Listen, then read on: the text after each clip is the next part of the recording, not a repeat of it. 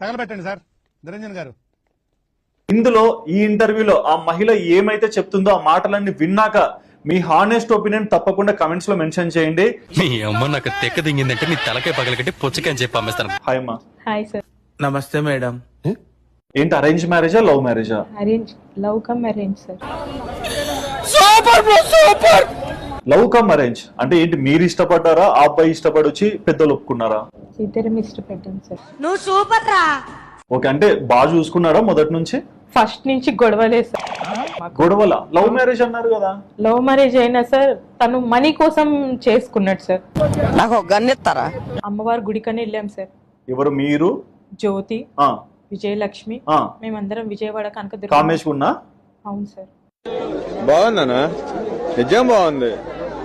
బాగుందనా అంటే ఓకే, మీరు జ్యోతి విజయలక్ష్మి కామేష్ నలుగురు గుడికి వెళ్ళారు. మీ ఆయన